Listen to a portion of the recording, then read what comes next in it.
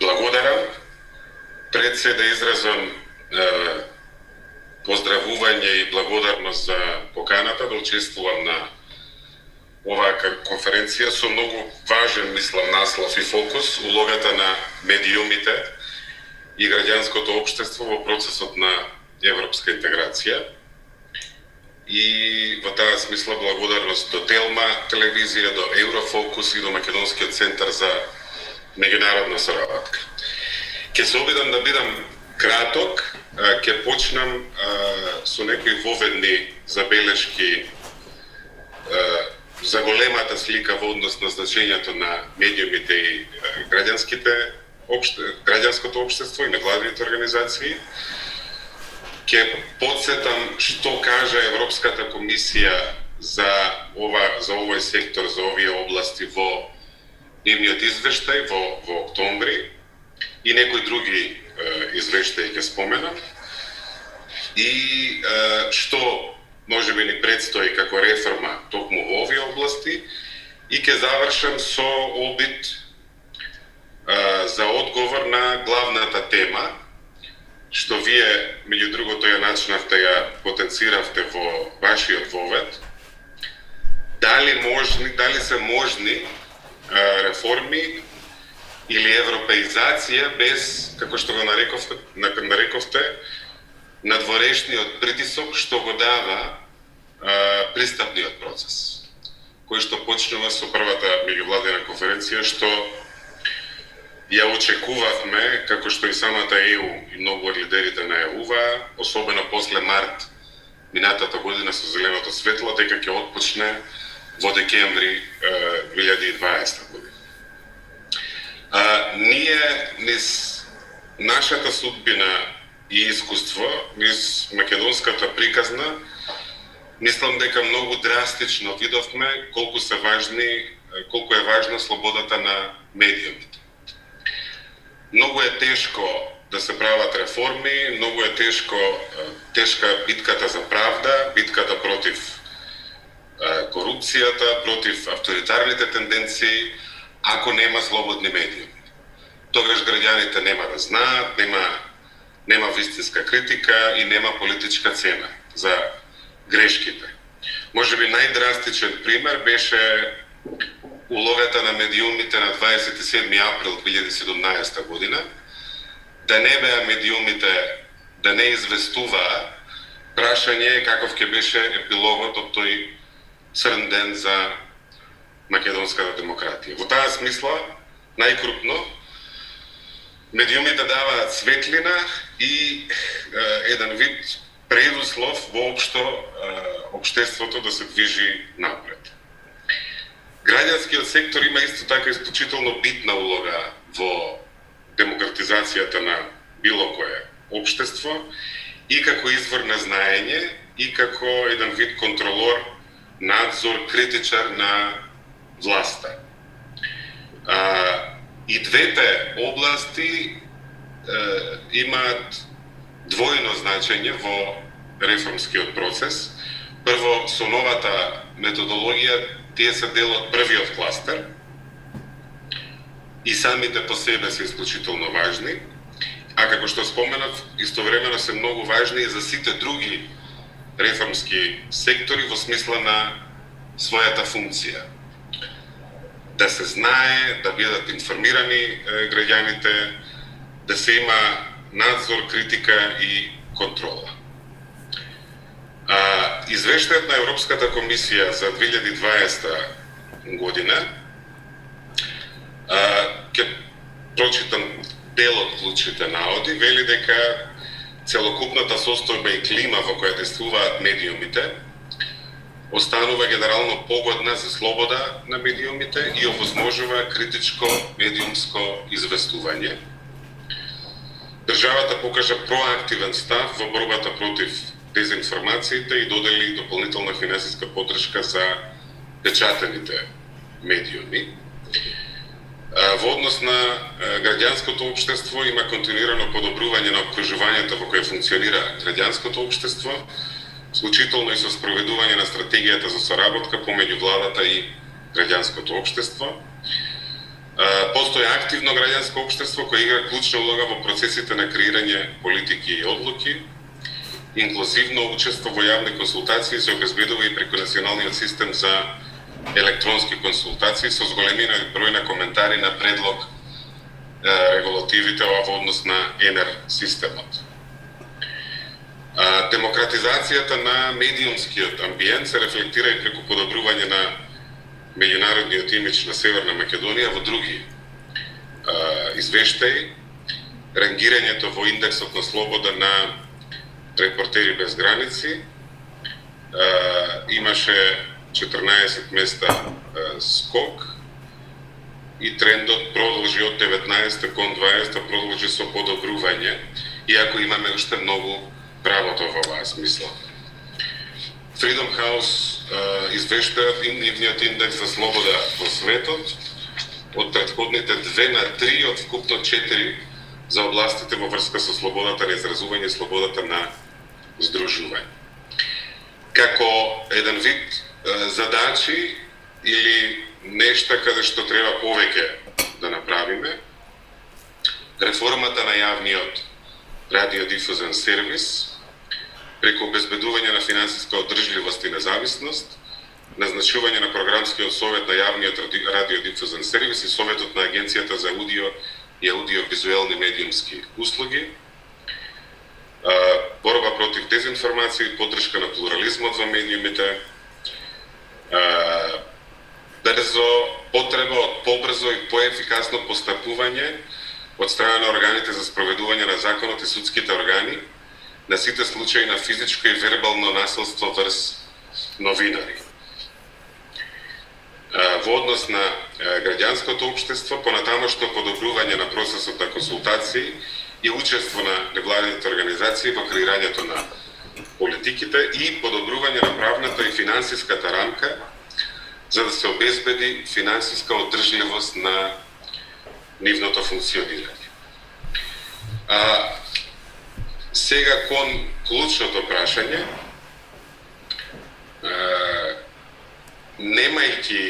ние сме се разбира посветени да го почнеме пристапниот процес. И ќе останеме упорни во барањето на достоинствено европско решение на предизвикот со кој што се соочивме. Мислам дека ако споредуваме, македонската европска приказна може да се спореди со еден многу тесен и многу стрмен пат. Имавме изгубени генерации со еден билатерален спор, потоа имаше една од големите земји членки настојуваше да се смени методологијата и таа дилема дали проширувањето може да оди паралелно и синхронизирано истовремено со реформата во самата Европска Унија и имаме сега последниот предизвик со соседна Бугарија. Мислам, со оглед на компарацијата на извештајот за нас со извештаите за земјите кои што се веќе во пристапниот процес, едната од 2012 година, другата од 2014 година, и во смисла на напредок за периодот за известување, и во смисла на вкупна подготвеност, јасно е дека самиот пристапен процес сам по себе не ветува сигурен успех во напредокот, во реформите. Клучна е политичката волја. И мислам дека треба да се обидеме како општество, како нација, значи не само државата, пред се владата во смисла на одговорност, меѓутоа и медиумите и граѓанското општество, да направиме напредок во европеизацијата без разлика што во моментов не сме во пристапниот процес. Јасно е дека тука има голем прашалник, како ова може да функционира. Ние го имаме системот на спогодбата за стабилизација и асоциација, подкомитетите, јасно ни е што треба да направиме и мислам дека многу ќе си помогнеме. Меѓу другото и додавајќи повеќе аргументи зошто е нашиот пат неспорен и тој чекор треба да ни се дозволи. Ако успееме да направиме видливо поместување напред, ние сме во завршна фаза врз основа на извештајот на комисијата. Сме во интензивни разговори со линиските министерства, проверувајќи какви се нивните планови за оваа година и што е тоа на што можеме да дадеме приоритет за во следниот извештај на Европската комисија да имаме очигледен напредок. Мислам дека секторите во првиот кластер,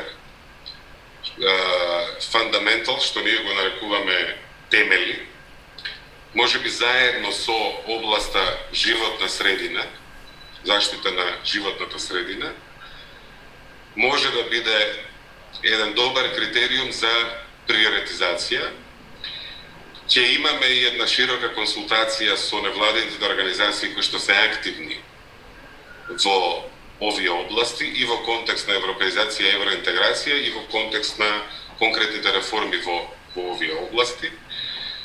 Потоа планираме една тематска седница на владата и да ја информираме јавноста за тоа какви ни се плановите за европеизација или носење на Европа дома, на принципите, вредностите и стандардите на Европската Унија дома во оваа 2021 година.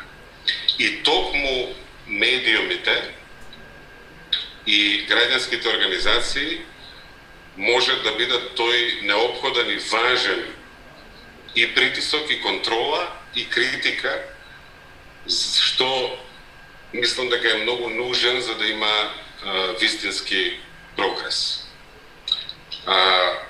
Ова е предизвикот пред нас. Ние не само како тези за настап, очигледно е дека реформите се за нас, за македонските граѓани.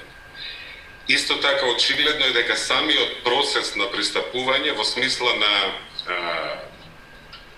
реформска активност е поважен од крајната цел. Ние ако утре станеме земја членка на Европската Унија, работите нема многу да се сменат.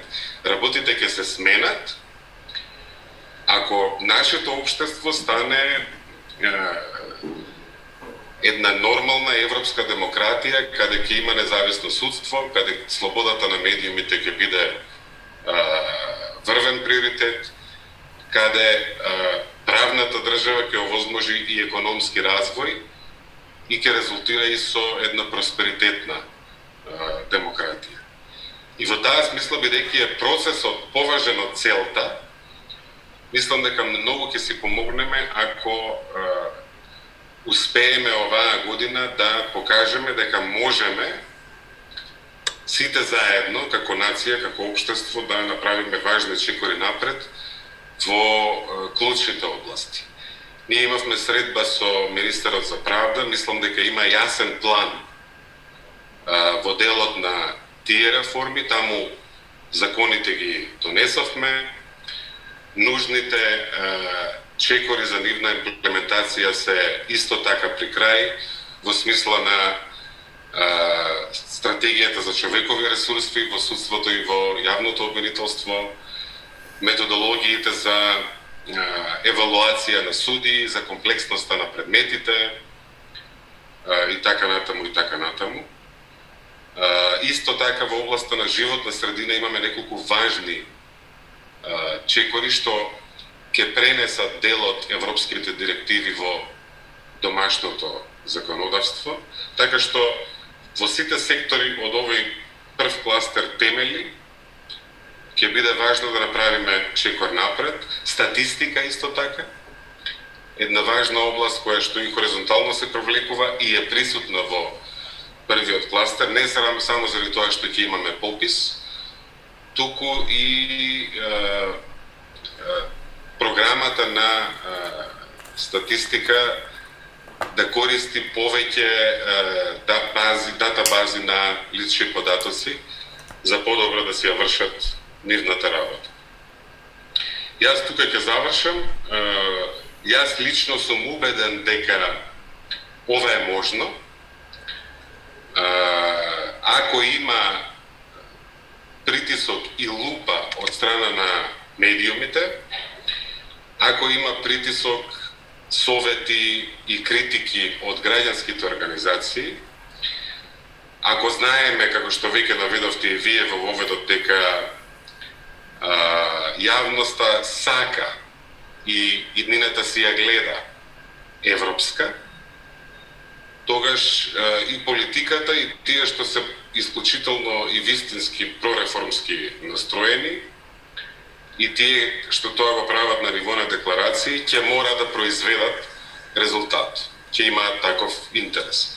И затоа мислам дека можеме и мораме ова да го направиме. И последната поента, да не ја изумам, знаете дека преговарачката рамка е прашање за кое што уште нема поради соседна Бугарија консензус меѓу земјите членки.